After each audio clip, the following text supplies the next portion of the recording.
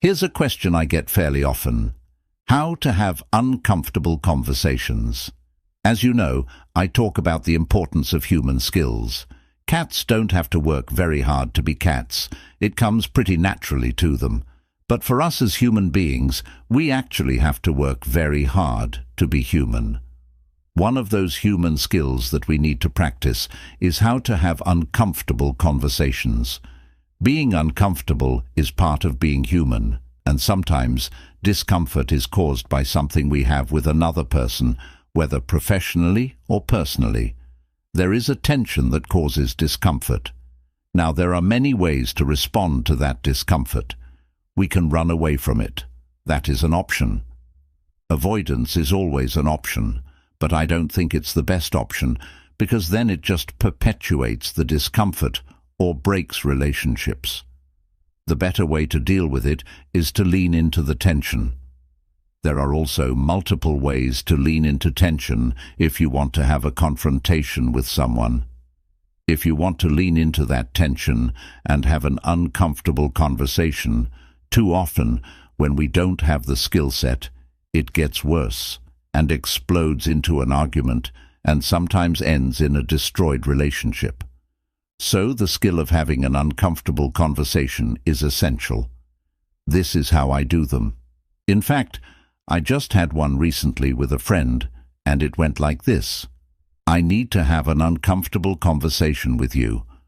By stating what's about to happen, it lets the person take a deep breath and know what's coming. It also lets them be prepared and a little less defensive. If you don't trust your skills on how to have an uncomfortable conversation, then say something like this.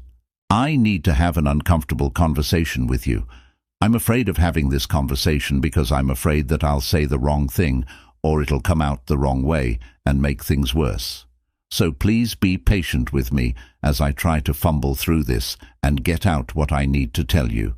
But it's more important to me that I have this conversation with you and try to address this situation than to avoid it, because this relationship matters to me and I want to go through this with you. Can we have that conversation? I always do that. I always ask permission.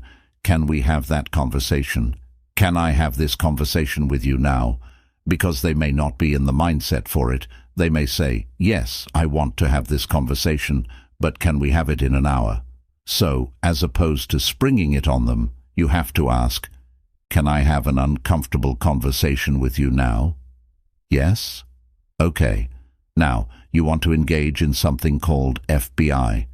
It's just a mnemonic you can do in any order, but you have to have all three components: your feelings, the behavior that made you feel that way, and the potential impact of the behavior.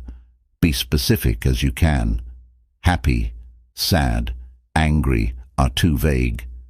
Use more descriptive terms like, I'm really frustrated, I was put on edge, I'm feeling distant from you, or I'm uncomfortable.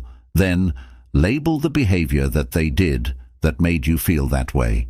And again, be really specific.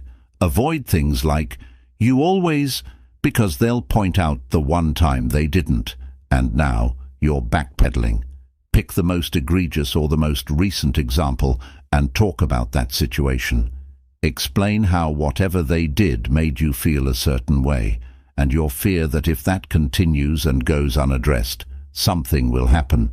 Maybe there will always be tension between us and the relationship will break. That's exactly what I did with my friend. It was a relatively new friendship. Something happened that made it uncomfortable. I said, I need to have an uncomfortable conversation with you. Just fumble through this with me.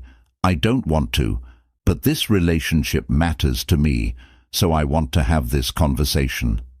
I addressed what the situation was, and then I said, my fear is that if you and I don't lean into this now, this friendship we're developing will get destroyed, and I would actually rather see it grow. We had a very uncomfortable conversation, and it turned out to be fantastic. We ended up opening up to each other and revealing various insecurities and fears that were both triggered by each other. It was just fantastic, and the relationship is even better now than it was before. So please, practice and learn the skill of having uncomfortable conversations.